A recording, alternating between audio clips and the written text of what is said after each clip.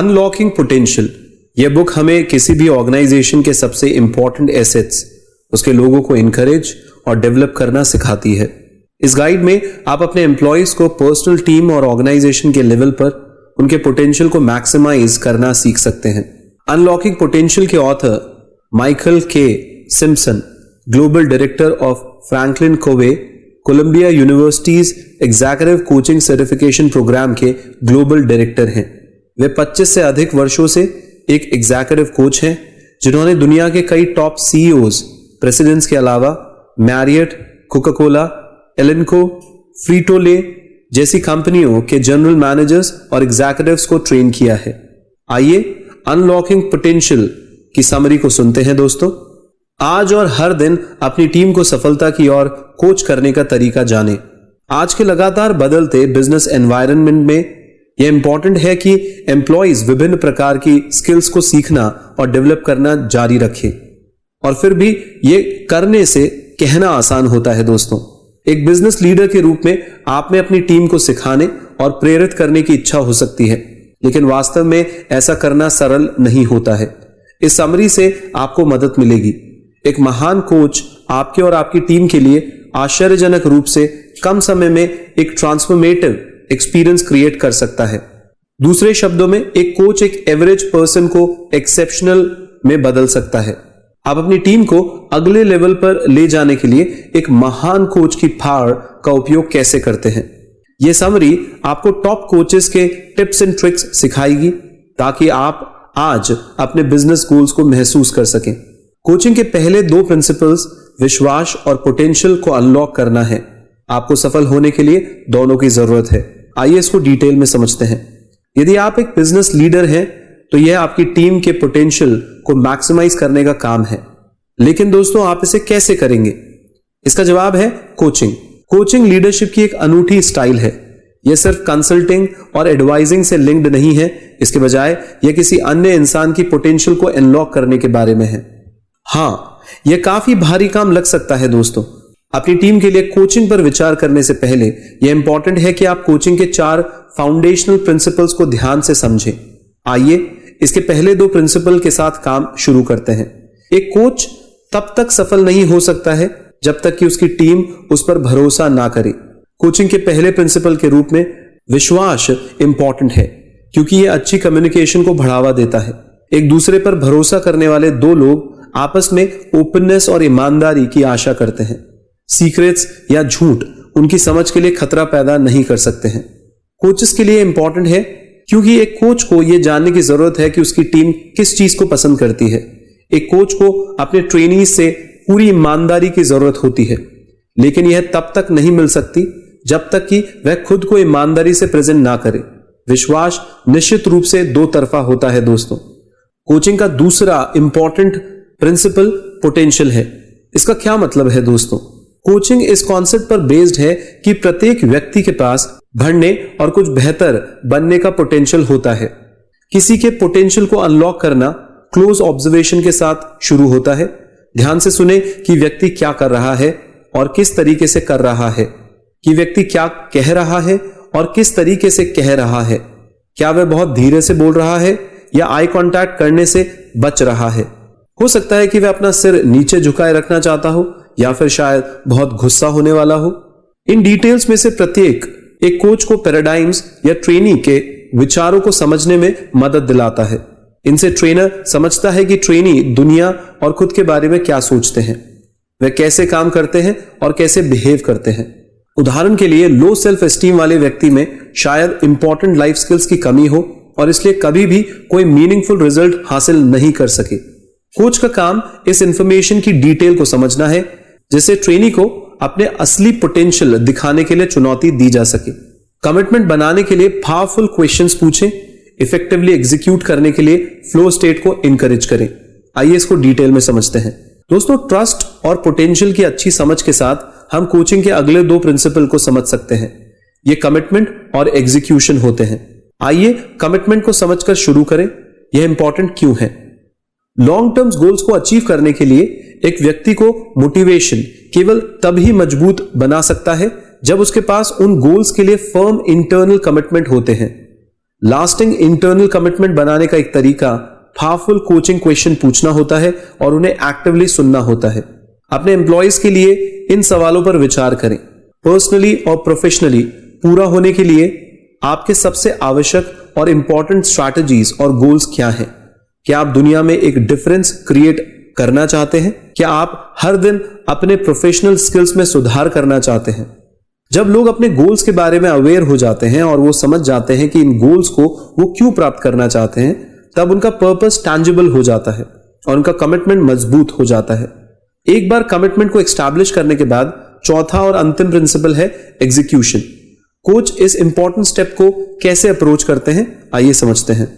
याद रखें दोस्तों, कोच का काम एम्प्लॉय को फुलफिलमेंट की ओर पुश या पुल करना नहीं है। इसकी बजाय एक कोच का काम यह इंश्योर करना है कि एम्प्लॉय वो अचीव कर सके जो वो करना चाहते हैं। यह इंश्योर करने का सबसे अच्छा तरीका है कि ट्रेनर एम्प्लॉय को फ्लो स्टेट में काम करने के लिए मदद करे। एक फ्लो स्टेट तब होता है जब आप अपने माइंड, बॉडी और सोल के साथ पूरी तरीके से एक काम में टोटली एब्जॉर्ब्ड और पूरी तरीके से फोकस्ड रहें। फ्लो स्टेट में आप सबसे अधिक काम करते हैं और आप अपनी अंतिम गोल की ओर नेचुरली आगे बढ़ते हैं। एथलीट अक्सर एक घटना के पहले और उसके दौरान के फ्लो स्टेट को प्राप्त करते हैं। यह उन्हें खुद को डिस्ट्रैक्शन से बचने और स्ट्रांगली फिनिश करने की अनुमति देता है। अब जब आप महान कोचिंग के 4 प्रिंसिपल्स को जानते हैं, तो आइए कोचिंग में शामिल स्किल्स पर नजर डालते हैं। आइए देखें कोच इन 4 एलिमेंट्स जो हैं ट्रस्ट, पोटेंशियल, कमिटमेंट और एग्जीक्यूशन को एक्शन में कैसे बदल सकते हैं। लॉन्ग टर्म विजन को खोए बिना दिन प्रतिदिन मैनेज करें। ट्रेनर इस बैलेंस को रखने में मदद करते हैं। आइए इसको डिटेल में समझते हैं। आमतौर पर यह जानना मुश्किल हो सकता है कि आप किसी डायरेक्शन में प्रोफेशनली ग्रो करना चाहते हैं, क्योंकि लॉन्ग टर्म गोल्स कभी कभी अनक्लियर या अनरियलिस्टिक लग सकते हैं। एक कोच के रूप में दूसरों को अपनी खुद की आकांक्षाओं को पूरा करने के लिए गाइड करने का काम निश्चित रूप से चुनौतीपूर्ण है। फिर भी बढ़िया ट्रेनर काम पूरा करता है। वह ऐसे कैसे कर पाते हैं, आइए सुनते हैं। ट्रेनर्स आपको अपने पर्सनल और प्रोफेशनल मिशंस को क्लियर करने में मदद करते हैं और उन्हें प्राप्त करने के लिए स्ट्रैटेजीज डिजाइन करते हैं। बिना किसी क्लियर मिशन के आप फेम या मनी देने वाले उन आइडियाज से छेड़छाड़ कर सकते हैं जो अट्रैक्टिव दिखते हैं मगर एथिकल नहीं होते हैं। एक ट्रेनर आपको याद दिलाने के लिए होता है कि इस बार आपका समय आपके पर्सनल और प्रोफेशनल मिशंस को खोजने और डिफाइन करने में खर्च किया जाना चाहिए। इसके अलावा पर्सनल और प्रोफेशनल गोल्स पर एक साथ विचार करना इंपॉर्टेंट है।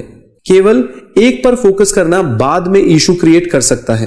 फॉर एग्जाम्पल, कई घंटों तक काम करके या अतिरिक्त जिम्मेदारियों को लेकर प्रोफेशनल गोल्स को करके भी आप अपने परिवार के साथ अधिक समय बिताने के पर्सनल गोल से स्ट्रगल कर सकते हैं।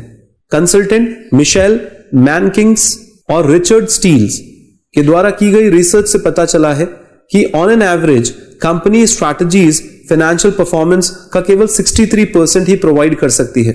यदि मिशन और स्ट्रैटेजिक गोल्स को फॉलो नहीं किया जाता है तो वो केवल उम्मीद और सपने बनकर रह जाते हैं। तो दोस्तों, ग्रेट कोच गोल्स को रियलिटी में कैसे बदल सकते हैं, आइए सुनते हैं। वे एक एम्प्लॉय को urgently day to day activities और लॉन्ग टर्म स्ट्रैटेजिक गोल्स की पहचान करने से शुरुआत कराते हैं। लोग एवरीडे डिमांड्स में फंसकर बहुत अधिक समय खराब करते हैं। एक ट्रेनर को एम्प्लॉयज को लॉन्ग टर्म स्ट्रैटेजीज पर फोकस करने का डिसिप्लिन सीखने में मदद करना चाहिए ताकि वे जल्द ही उन गोल्स को अचीव कर सकें। सबसे अच्छा फीडबैक जो आप दे सकते हैं वह है जो सीधे आपके क्लाइंट के मुंह से आता है। आइए इसको डिटेल में समझते हैं। यदि आप अपने करियर पाथ और अपने जीवन को बेहतर बनाना चाहते हैं तो आपको दूसरों से नियमित फीडबैक लेने की जरूरत होती है। एक ट्रेनर जाहिर है इनसे कुछ अलग नहीं है। यदि एक ट्रेनर वास्तव में एक एम्प्लॉय की मदद करना चाहता है तो उसे बहुत सारे फीडबैक देने होंगे। फिर भी नेगेटिव या खराब रूप से तैयार फीडबैक डिस्करेजिंग होते हैं और इससे हर ट्रेनर को बचना चाहिए। तो एक ट्रेनर रिलेवेंट, मीनिंगफुल और एक्शन में लिए जाने वाले फीडबैक कैसे बना सकता है, आइए सुनते हैं। एक महान ट्रेनर लोगों को खुद को फीडबैक देने के लिए कहता है। उदाहरण के लिए उनसे पूछिए कि आपके द्वारा अभी किए गए एक्शन के बारे में आपको क्या पसंद है। एम्प्लॉय के द्वारा उनके काम को इवैल्यूएट करने के बाद ही एक ट्रेनर अपने फैक्चुअल ऑब्जर्वेशंस और सजेशंस देता है। ऐसा क्यों है? इसकी अधिकांश संभावना है कि अगर एम्प्लॉयज इसे स्वयं बोलते हैं तो वो लोग अपने फीडबैक की जिम्मेदारी लेंगे। यह कहावत सच है, आप घोड़े को पानी के पास तो ले जा सकते हैं लेकिन आप उसे पानी पिला नहीं सकते हैं दोस्तों। कोचिंग के साथ ऑनेस्ट और हेल्पफुल फीडबैक मिलकर एक इफेक्टिव चेंज का कारण बन सकता है, लेकिन एक ट्रेनर का काम है कि वह एम्प्लॉइज को फीडबैक लेने के लिए तैयार करे। फीडबैक प्राप्त करने के साथ ज्यादातर लोगों के अक्सर नेगेटिव एक्सपीरियंसेस जुड़े होते हैं, इसलिए पॉजिटिव फीडबैक पर फोकस करें और लोगों की स्ट्रेंथ पर फोकस करें। आप इन प्रश्नों पर विचार करके ऐसा कर सकते हैं। आप अपनी सबसे बड़ी स्ट्रेंथ के रूप में किन एरियाज को देखते हैं? आपको कैसे लगता है कि आप उन एरियाज पर फोकस कर सकते हैं? यह सवाल एम्प्लॉय की पोटेंशियल का पता लगाने के लिए एक सेफ जोन बनाता है। फीडबैक प्रोसेस के ओपन और पॉजिटिव होने के कारण यह ट्रेनर और एम्प्लॉइज दोनों को मोटिवेट करता है दोस्तों। एक ग्रेट कोच प्रतिभा के भंडार को टैप करता है और मिडिल में फंसे लोगों को ग्रेटनेस की ओर जाने में मदद करता है। आइए इसको डिटेल में समझते हैं। दोस्तों, क्या आप जानते हैं कि आप में कितना टैलेंट है? हमें से अधिकांश लोगों को इसके बारे में सिर्फ सामान्य रूप से पता है कि हम किस में अच्छे हैं, लेकिन क्या आप जानते हैं कि कई ऐसे एरियाज हैं जिनमें हमारी स्किल्स अननोन और अनटैप्ड है? ग्रेट ट्रेनर्स लोगों के इनबॉर्न टैलेंट्स को अनलीश करते हैं और उनका लाभ उठाने की कोशिश करते हैं। कॉन्वर्सेशन के माध्यम से ट्रेनर्स उन बिहेवियर्स और एटीट्यूड्स को इंस्पायर करते हैं जो इन टैलेंट्स और स्ट्रेंथ्स को प्रेजेंट करते हैं। यह कॉन्वर्सेशंस परफॉर्मेंस की प्रोग्रेस पर बेस्ड होती है। एक ट्रेनर यह आसानी से जान सकता है कि सफलता के रूप में क्या बातें मायने रखती हैं और क्या नहीं रखती हैं। एक इंप्रूवमेंट कॉन्वर्सेशन के दौरान एक ट्रेनर को ईमानदार और गोल ओरिएंटेड होना चाहिए, जबकि उसका फीडबैक इंकरेजिंग और कंस्ट्रक्टिव होना चाहिए। एट द एंड, हालांकि कोच एक तरफ कदम उठाता है, एम्प्लॉय के लिए उस टास्क को करने के लिए उस रास्ते को क्लियर करता है जिसके लिए उसे अपॉइंट किया जाता है, और इस तरीके से वह माइक्रो मैनेजमेंट के नेगेटिव इफेक्ट्स को अवॉइड करता है। अपनी पुस्तक माय वे और द हाईवे में ऑथर हैरी चैम्बर्स ने पाया है 62% एम्प्लॉइज ने माइक्रो मैनेजमेंट के कारण नौकरियों को बदलने का सोचा, जबकि 32% एम्प्लॉइज वास्तव में नौकरी छोड़ देते हैं। ग्रेट कोच मिडिल में अटके अच्छा परफॉर्म करने वाले लोगों पर भी फोकस करते हैं। यह लोग ग्रेटनेस को अचीव करने में कैपेबल होते हैं, लेकिन शायद ही इन्हें कभी वो अटेंशन मिलती है जिनकी इन्हें ग्रो होने के लिए जरूरत होती है। अपनी बुक विनिंग द आंसर्स में जैक और सूजी वेल्श ने कहा है कि प्रत्येक कंपनी के पास 10 से 20% एम्प्लॉइज का लो परफॉर्मिंग ग्रुप होता है। एक 60 से 70% एम्प्लॉइज का एवरेज परफॉर्मिंग ग्रुप और 10 से 20% एम्प्लॉइज का एक हाई परफॉर्मिंग ग्रुप होता है। ऑर्गेनाइजेशन को इस मिडिल परफॉर्मिंग ग्रुप को नर्चर करने से फायदा मिल सकता है, क्योंकि यह ग्रुप इसके अधिकांश एम्प्लॉइज से ही बनता है। इसके बारे में सोचिए दोस्त, इस ग्रुप को और अधिक इफेक्टिवली काम करने में मदद करके आप कंपनी की प्रोडक्टिविटी की ओर और बड़े कदम उठा सकते हैं। यह उन कई तरीकों में से एक है जिसमें कोचिंग का एक फार रीचिंग इंपैक्ट हो सकता है। दोस्तों, अंत में इस किताब का मेन मैसेज आपके सामने फिर से दोहराता हूं। कोचिंग किसी व्यक्ति के इनबॉर्न पोटेंशियल को यूज करते हुए गोल्स को अचीव करने के बारे में है। ट्रस्ट से पोटेंशियल और वहां से कमिटमेंट और फाइनली एग्जीक्यूशन तक पहुंचने में कोचिंग तब सफल होती है जब ये प्रिंसिपल्स अच्छी तरीके से डिफाइन किए जाते हैं। ग्रेट ट्रेनर्स स्टेटस क्यो को चैलेंज देने के लिए अपनी स्किल्स का उपयोग करते हैं। वो क्लैरिटी के साथ अपने एम्प्लॉइज को उसके गोल्स तक पहुंचने में सहायता करते हैं और उनके लिए एक फ्रेमवर्क एस्टैब्लिश करते हैं जिससे कि वह